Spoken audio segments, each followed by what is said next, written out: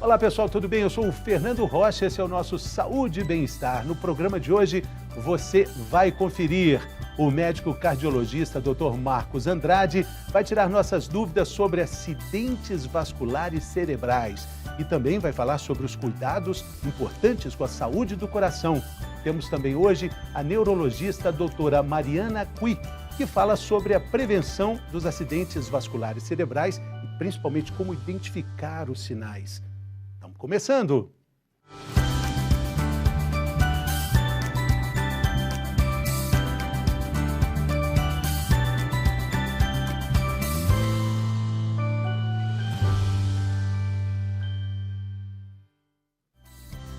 AVC, acidente vascular cerebral, três letras muito importantes que significam quadros graves que podem desencadear sérios problemas para as pessoas acometidas desse mal.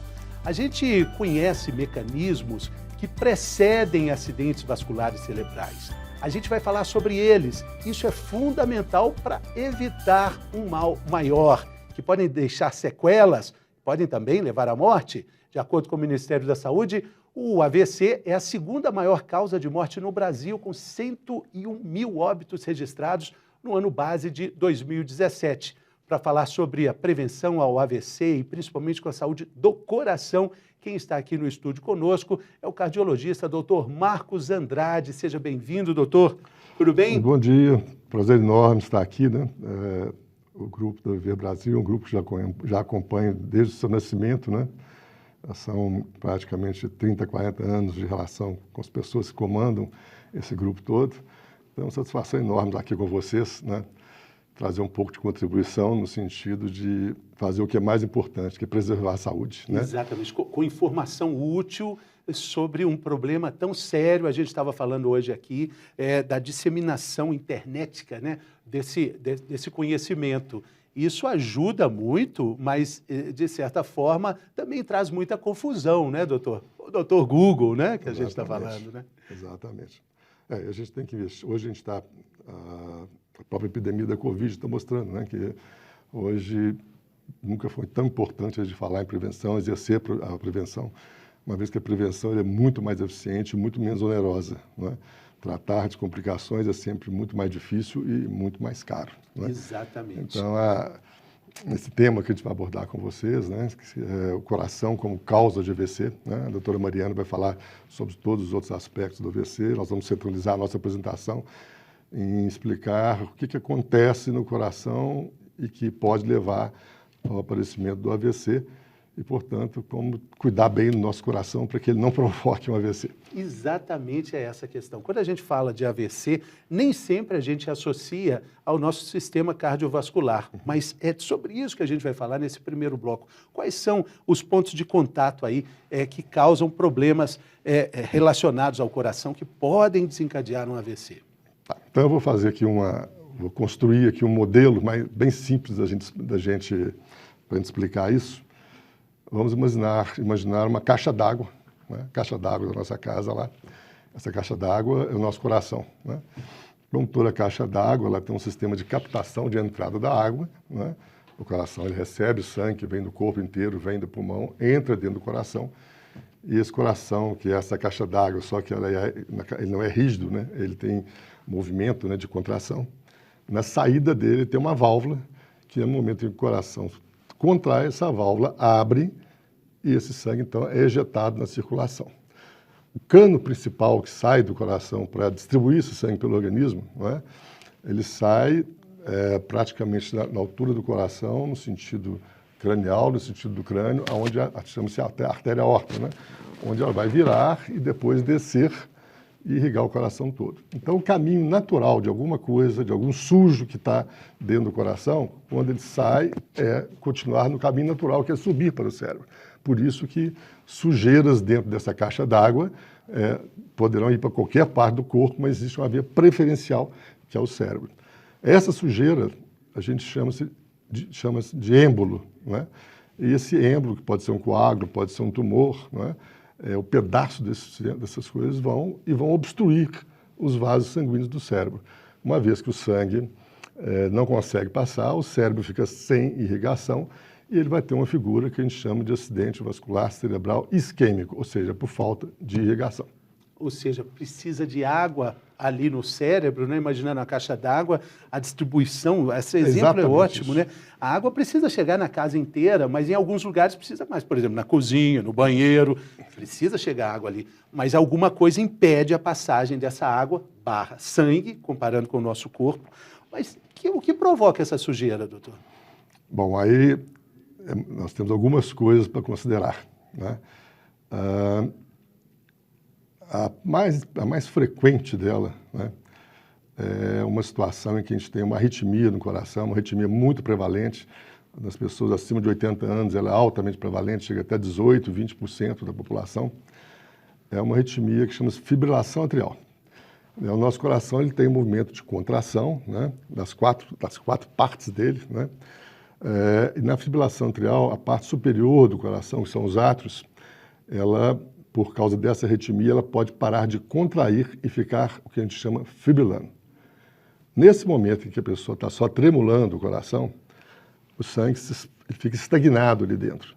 E sangue estagnado é sangue que coagula, né?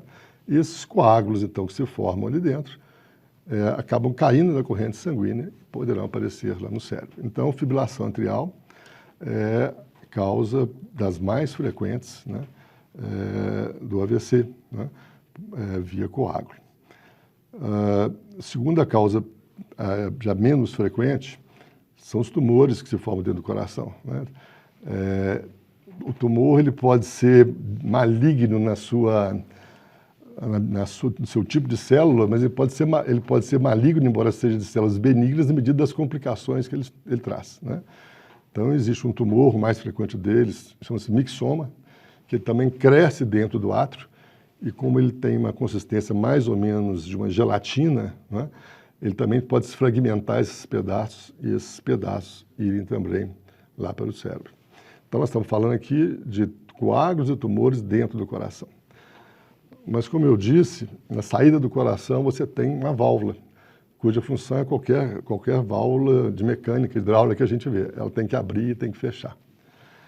Essa válvula, com o passar dos anos, ou a pessoa pode ter o comprometimento dela desde criança, quando a pessoa tem doença reumática, né, que é uma doença inflamatória, essa válvula vai se estragando, vai endurecendo, né, e ela vai calcificando com a idade, ou ela vai se calcificando na idade adulta e no idoso. E esse processo de calcificação na válvula forma como se fosse uma pedra de cálcio. E essas pedras de cálcio, quando o coração contrai, joga o sangue pela essa válvula, o sangue pode levar junto com ele pedaços, né, de cálcio que estão nessa válvula, e esses pedaços de cálcio também irem para o cérebro. Final, AVC isquêmico. AVC. E a última etapa, né? Depois que esse sangue... você pode ter o sangue normal no coração, bateu o coração, a válvula não soltou nenhum pedacinho, mas esse cano que sai do coração, que é a artéria aorta, ele também passa por processo de envelhecimento. E as nossas artérias, elas têm 3 camadas. Uma camada interna, que é como se fosse uma seda muito fininha, uma camada no meio dela, que é músculo, né? E por fora uma outra camada bem fininha. Esse músculo e essa camada interna também, eles podem passar por processo de degeneração, né? Vão se envelhecendo, vai se formando placas de cálcio, podem formar como fosse úlceras, né? Descasca ali por dentro, e dentro dessa cavidade, dessa úlcera, forma-se coágulo, forma-se cálcio, e esses pedaços também podem ir para o cérebro. Então a coisa pode começar dentro do coração, está na válvula ou está na aorta. Então, são muitas variáveis, né, que podem atrapalhar o funcionamento do nosso sistema cardíaco de uma forma geral. Mas o senhor usou a analogia da casa, dos canos. Tem uma também muito interessante que é das estradas, né? Os caminhos que levam o sangue até do coração para o cérebro e do corpo para o corpo todo. Caminhos maiores, estradas, tipo a Avenida Afonso Pena, a Fernão Dias, a BR-040, ela pode ficar interrompida parcialmente ou completamente, mas existem alguns desvios que podem ser feitos. Mas tem hora que não tem desvio e aí complica tudo, né, doutor? Exatamente. Isso é muito, essa analogia é perfeita, né? Essa grande estrada é a aorta, né? Ela dá logo que a aorta começa no coração, ela tem logo duas saídas, né, muito importantes, são as nossas coronárias, né? O primeiro ramo da aorta são as coronárias, né, que são as artérias que vão receber o sangue para nutrir o músculo do coração. E lá Seria uma frente, BR? Seria a 040? Em termos de importância, a coronária é mais BR do que a BR principal, embora em termos de diâmetro a aorta seja muito mais calibrosa, né? E quando a gente chega aqui no que a gente chama de crosta da aorta, vão sair as artérias vertebrais e as carótidas, que são as principais. Aí é exatamente o que você falou. Se você tiver um coágulo que resolva passar por uma artéria principal dessa, mas ele consiga, na bifurcação, ir para uma só, né? E dessas, lá na frente, duas, ele pega menorzinha, então a extensão do infarto vai depender do local e, portanto, do tamanho que esse coágulo conseguiu atingir, né? Eu disse há pouco, né, na fibrilação atrial, uma das características que chama a atenção do neurologista, né, logo que pela queixa do paciente, é que na fibrilação atrial, como os coágulos são muito pequenininhos, é um paciente que chega no hospital, geralmente com muitas queixas, né? Ele tem queixa de um lado do cérebro, do outro, de outro, porque cada parte do cérebro tem uma função, né? Quando você tem uma contração que pulveriza coágulos, ele vai para vários pontos do cérebro. Então, geralmente são pequenos AVCs. Então, a pessoa chega consciente no hospital, mas com vários sintomas, mostrando que vários pontos do cérebro foram atingidos, né? E aí, nós estamos vivendo agora, né? Não tem como fugir desse motivo, desse assunto, né? Uma das causas da fibrilação atrial é a Covid, não é? A Covid, e mais raramente as próprias vacinas, né, elas podem provocar uma inflamação no músculo do coração, né? Então você vai ter o músculo inflamado, né, e o músculo do átrio inflamado, ele perde essa coordenação elétrica que ele tem, que gera o ritmo normal e entra em fibrilação atrial. Nós, recentemente, tivemos 2 casos muito interessantes, né, de pacientes que tiveram, jovens, de 18 e de 25 anos, tiveram AVCs com essa pulverização, né? Todos os 2 casos, um provavelmente por vacina, o outro pela própria doença, que tiveram miocardite em consequência da fibrilação atrial, e o diagnóstico veio porque eles tiveram um AVC. Então foi o contrário. O neurologista estava procurando a causa do AVC, nos remeteu o paciente, nós encontramos uma arritmia, fomos procurar a causa da arritmia, e lá, aí, através de método de ressonância nuclear, a gente pode fazer o diagnóstico da miocardite causada pelo vírus. Quando o senhor investiga problemas assim que podem levar a situações mais graves, como o AVC, o senhor encontra quase sempre uma relação direta com hábitos não tão indicados para a saúde do coração, alimentação não controlada, falta de atividade físicas, falta de outras questões aí ligadas à saúde como um todo? Olha, especificamente, já que nós estamos falando na fibrilação atrial, né, como a causa mais comum desse tipo de AVC, a grande causa de fibrilação atrial não relacionada a uma doença primária do coração é o álcool, né? O álcool ele produz uma grande, é como se não inflamasse o coração, irritasse o coração, né? E isso deflagra a arritmia. Nos Estados Unidos eles chamam isso de Holiday Syndrome, né? Então, nas segundas-feiras dos Estados Unidos, os pronto-socorros estão lotados de pacientes. As pessoas bebem, né? O álcool produz a fibrilação atrial, né? E ela pode chegar lá só com desconforto, arritmia, com palpitação e tal, ou pode chegar também com AVC, né? Então, dos hábitos de vida, né, o que tem uma relação assim, mais direta é o álcool. Um desses pacientes que eu me citei aqui, o fato foi interessante porque ele já estava acostumado, ele bebia na sexta e sábado, no domingo ele tinha uma palpitação que ele não sabia o que era. Até o dia que ele superpôs, porque ele teve o Covid e bebeu. Então ele teve 2 causas para ter a fibrilação e o AVC.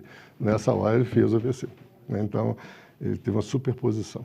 Agora, muito se diz assim que cérebro é tempo, né? E quanto mais demora o atendimento, as sequelas são mais relacionadas, são mais sérias, assim. Nesse tipo de AVC que tem relação direta com o coração, também acontece a mesma coisa? Acho que a Mariana vai dar uma aula sobre isso, né? Mas eu brinco que os neurologistas copiaram do cardiologista, né? O cardiologista inventou uma frase que o tempo é músculo, né? Ou seja, quando nós começamos a fazer os primeiros casos, né, de angioplastia, para desobstruir a coronária na hora do infarto, né, a gente sabia, e todos os grandes hospitais que têm qualidade no mundo, eles medem a eficiência das equipes de cardiologia pelo tempo que decorre entre a chegada da pessoa no pronto-socorro, o diagnóstico de infarto e você levar para a hemodinâmica, passar um catéter e abrir a artéria, né? Muito simples de entender. Você imagina, nós estamos fazendo hoje comparações, né? Você imagina que você tem uma plantação de café, né? E que você chega lá e vê que o café está todo murchando. Você vai imaginar que o sistema de irrigação está obstruído. Quando você desobstrui o sistema de irrigação, o que vai acontecer? As mudas de café que estavam muito doentes vão morrer, infartaram. As que estavam parcialmente doentes vão se recuperar. E as que estavam muito boas nem vão sofrer. Então, quando você tem um infarto, né? Estou falando agora no coração, e você então tem essa emergência de passar o catéter, é para você poder salvar o maior número de mudas de café, né? De área cardíaca preservada. A partir da experiência do coração, né? Essa experiência foi tão boa, tão gratificante, a mortalidade do infarto reduziu tanto, né? Que se começou a fazer os primeiros processos, né? De usar o mesmo mecanismo, de passar catéter, de extrair na parte cerebral, né? É bem mais complexo, os pacientes às vezes chegam mais tarde para isso, as complicações são maiores, mas é uma metodologia hoje consagrada também, né? Então podemos dizer que células do coração e células cerebrais tem tudo a ver com o tempo, com a eficiência das equipes, com a expertise dos médicos e dos cirurgiões que estão cada vez mais habilitados com isso, né? Com o avanço da indústria farmacêutica, cada vez consegue produzir catéteres e substâncias, né? Às vezes você não usa catéteres, você usa medicamentos que dissolvem os coágulos, né? Então, assim, esse avanço de toda a tecnologia, né? Que está permitindo que a gente preserve o músculo. Mais vida, né? Significa Exatamente. mais vida, né? Porque quando a gente fala nessa prevenção do AVC, o chamado AVC do coração, a gente fala também da identificação de sintomas, o que é muito importante. Aí nós estamos falando dessa informação para que as pessoas entendam melhor, né? Esses problemas vão muito além dos sintomas clássicos, né? Aquela, como dizem os cardiologistas, aquela pata de elefante no peito, ali é o clássico, mas existem variações, inclusive diferentes para homens e mulheres, né, doutor? Existem sim, né? Eu falo que o médico ele não tem o direito de não ser desconfiado, né? O médico ele tem que estar sempre pensando nas apresentações menos formais da doença, né? Eu estava contando para vocês de um paciente que eu atendi recentemente, né? Que colocou 7 stents, né? Eu pude fazer o diagnóstico dele porque eu fui milimetricamente conversando com ele, né? Quando ele chegou ao hospital, as primeiras pessoas que o viram, que não tinham tido essa oportunidade, né? Mas o que o senhor tem? Não estamos vendo nada, né? Então, assim, essa acurácia, né, de perceber nas entrelinhas da fala do paciente, né? Eu falo que o médico ele tem que usar alguma coisa que Deus lhe deu, que são os 5 sentidos dele, né? Se o médico não usar os 5 sentidos, esperar só os exames para fazer diagnóstico de alguma coisa, muito provavelmente ele vai errar. Eu tinha um professor que dizia muito isso, né? Quem fez curso de medicina foi o médico, não foi o laboratório, né? Então, use os 5 sentidos, ouça bem, palpe bem, cheire bem, toque bem, né? Para você aumentar a sua acurácia do diagnóstico. Eu até brinco muito hoje, falo que, na medida, eu fiz 50 anos de formado agora, né? Eu falo que a grande contribuição dos sistemas de informática para o médico é que você ia acumulando uma experiência prática e no momento que você estava com uma grande experiência, você começava a perder a memória e tinha que parar de trabalhar. Hoje você tem uma memória acessória que é o computador, então isso está aumentando o tempo do médico, ele continua a usar por mais tempo uma experiência que ele foi acumulando durante os anos. A longevidade dessa sabedoria, né? E o senhor falou no início essa analogia fantástica aí da caixa d'água e falou agora dos stents, né?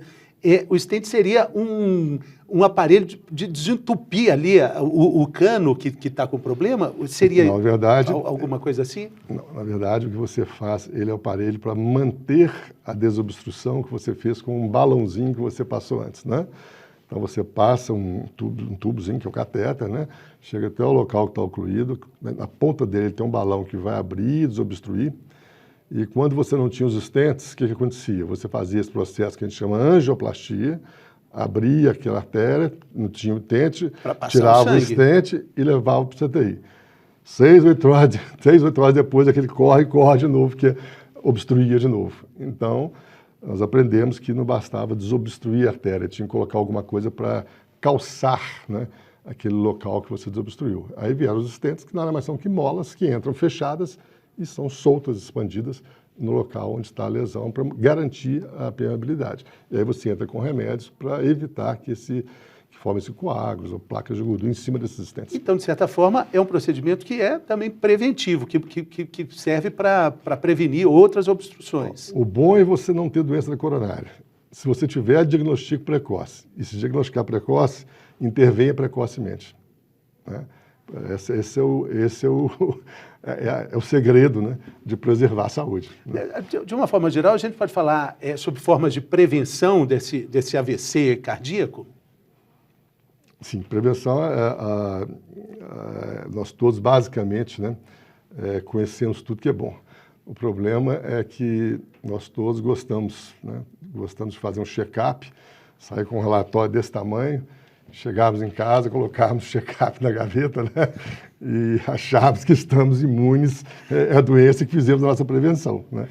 O importante é você ler atentamente o que está escrito no seu check-up, né, e que possa mudar seus hábitos de vida, mudar seu hábito de fumar ou não fumar, usar o álcool com as devidas moderações, as devidas diferenças de um para outro, né, ter uma atividade física absolutamente bem dosada, né? A atividade física mal aplicada pode levar, inclusive, à morte súbita, né? Então, o importante é que você faça um check-up bem feito, o mais personalizado possível, né?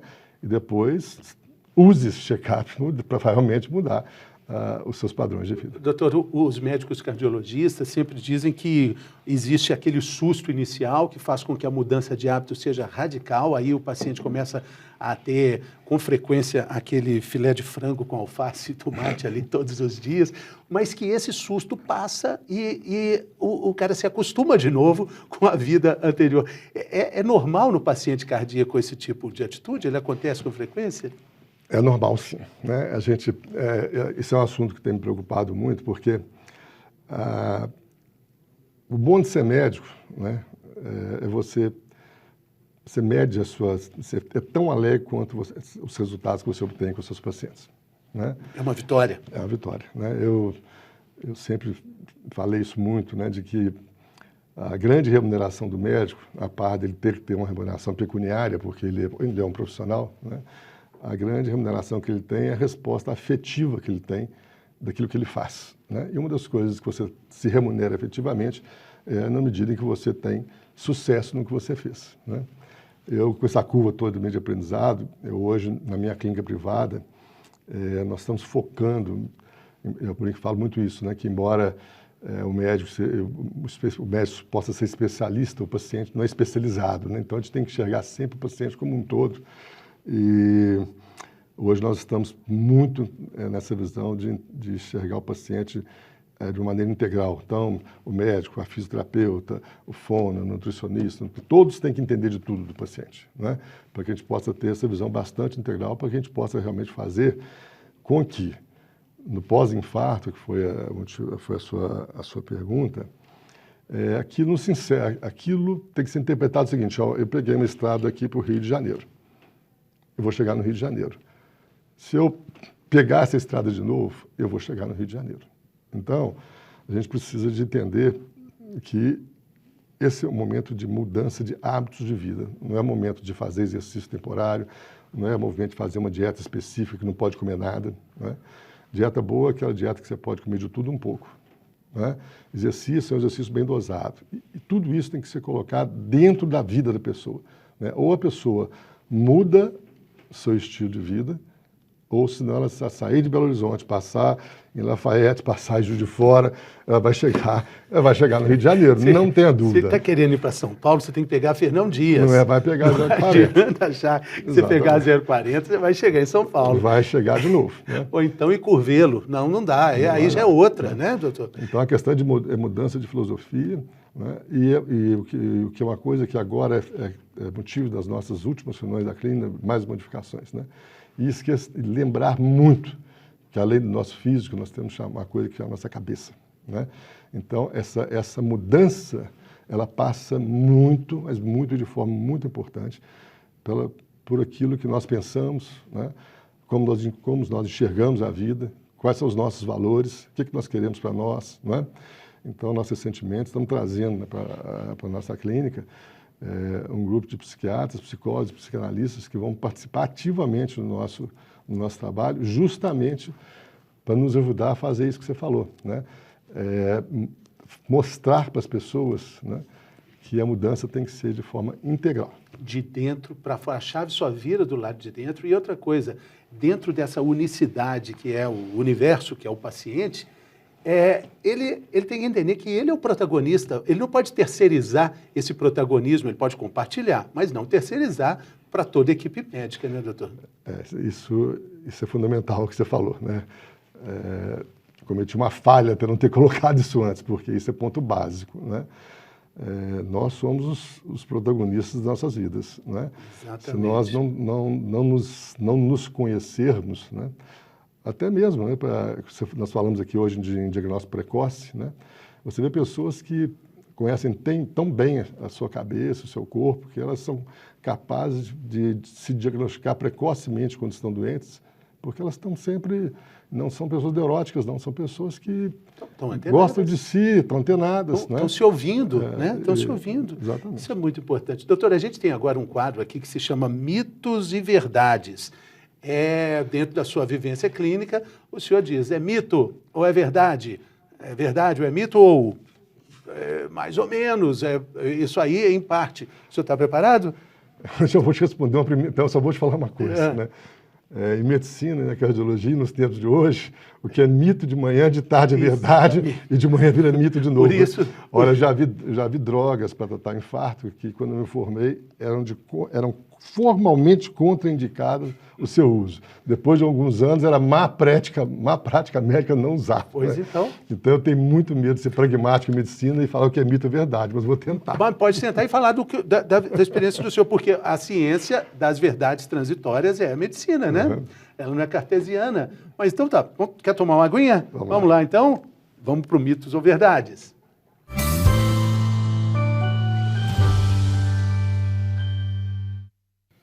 Dr. Marcos Andrade, cardiologista, primeiríssima linha da cardiologia brasileira, está aqui conosco no canal Viver Brasil, dando muita alegria para todos nós aqui, também para os nossos telespectadores e telespectadoras.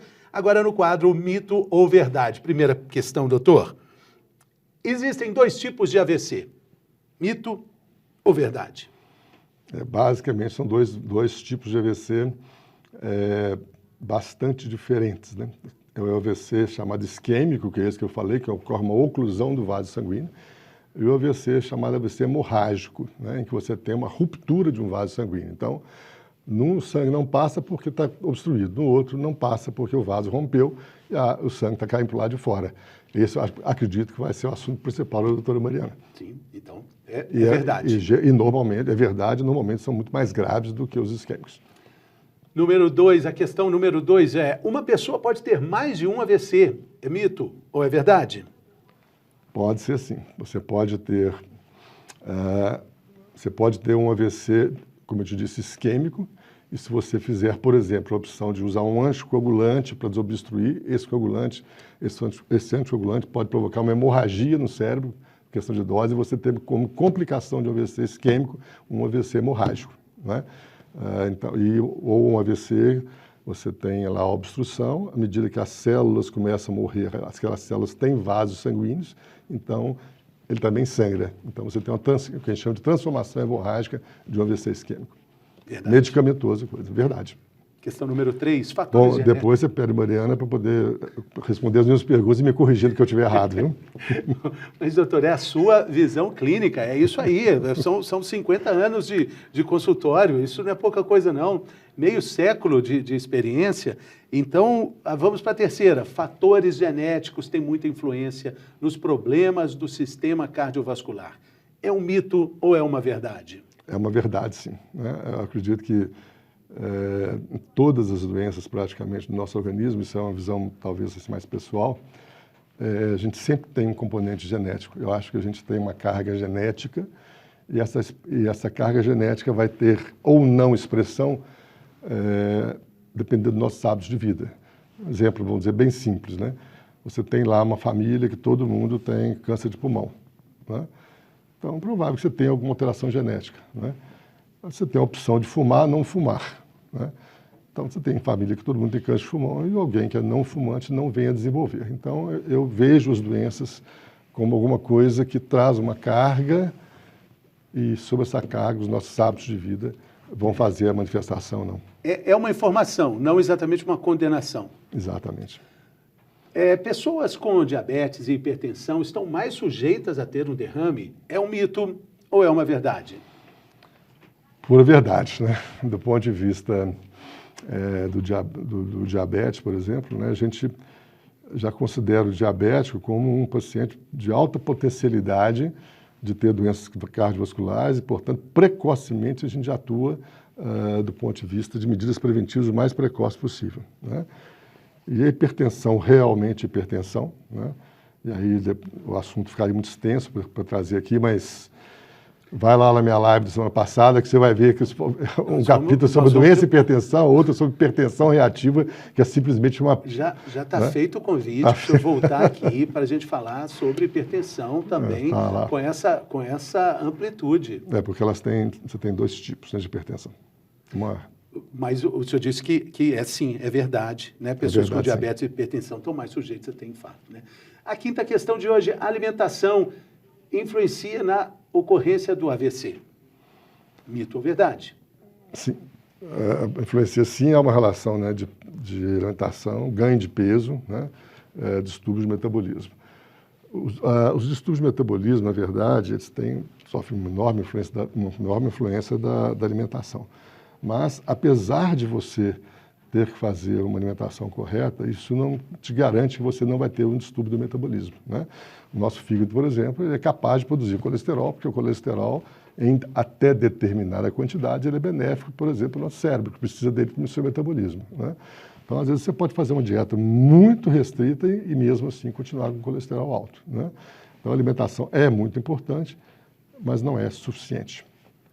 Exercícios físicos ajudam a evitar acidentes vasculares. Mito ou verdade? Por diversos mecanismos, né? O mais simples deles, você perguntou agora sobre hipertensão.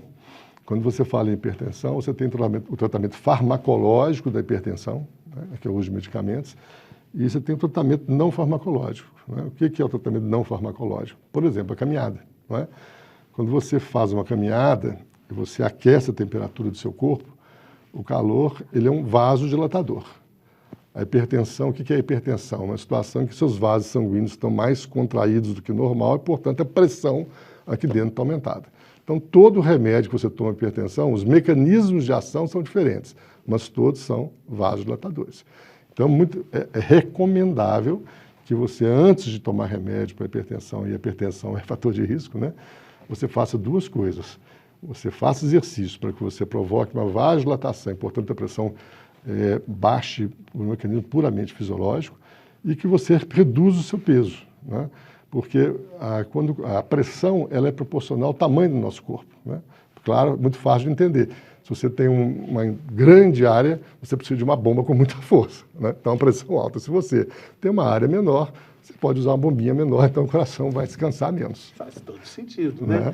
A questão seguinte é essa: o estresse é um fator de risco para o AVC. Mito ou verdade? Verdade, sim, né? Por esses mesmos mecanismos que a gente começou a falar aqui. Ele é um fator importante para o surgimento e o agravamento da hipertensão arterial, né? E há, sim, uma corrente, né, que relaciona níveis de estresse diretamente a processos degenerativos, né, do sistema cardiovascular, com fragmentação e ruptura de vasos. O estresse atrapalha aquela caixa d'água que a gente começou a falar, ele atrapalha tudo ali, né? Atrapalha tudo ali. Joga coisa na água, complica tudo. A questão seguinte é essa: o AVC só ocorre após os 50 anos. É mito ou é verdade? É mito, né? Você tem doenças congênitas, também, de novo, não vou entrar porque será assunto da Mariana, né?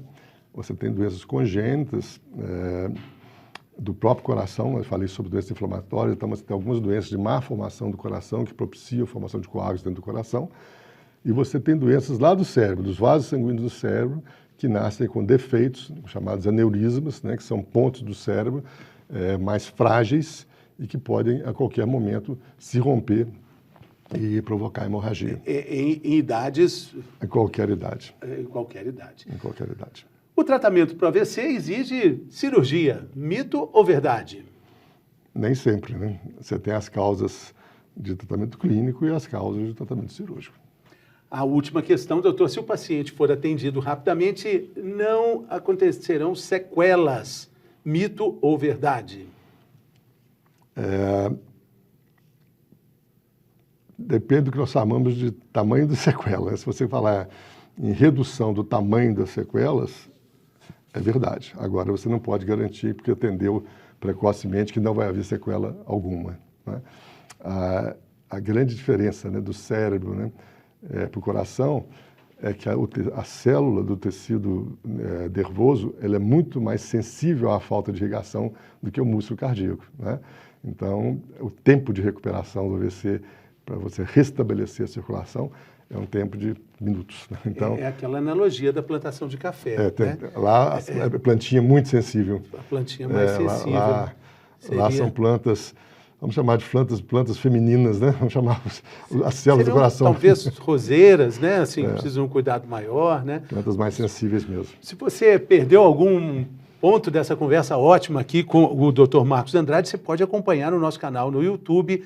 É altamente recomendável aí para você indicar o papo de hoje para pessoas que precisam dessa informação útil sobre saúde e qualidade de vida, porque isso é prevenção, isso é saúde e também vida. É muito importante você acompanhar aí também a programação toda do nosso canal Viver Brasil no YouTube e também pelas nossas redes sociais. Doutor Marcos, muito obrigado, boa sorte aí na jornada, parabéns pela carreira toda aí de meio século de propósito, de atendimento às pessoas e de transformação para uma vida mais saudável. Eu que agradeço, né, o carinho da recepção, né, e meus parabéns pela condução, né? É muito difícil conduzir uma conversa técnica, mas realmente você... Com o entrevistado bom, fica muito tranquilo, doutor. Foi brilhante a sua conduta, né? Além da simpatia pessoal. Sempre bem-vindo, tá marcado então, o senhor volta para a gente falar de hipertensão o mais breve possível, tá bom? É um prazer. Muito obrigado. E a gente volta daqui a pouco, no próximo bloco, a gente continua falando sobre AVC, mas agora vamos ter a visão de uma neurologista, vamos ver como é que isso pode ser antecipado, os tratamentos e principalmente a prevenção a esse problema. Daqui a pouco, depois do intervalo.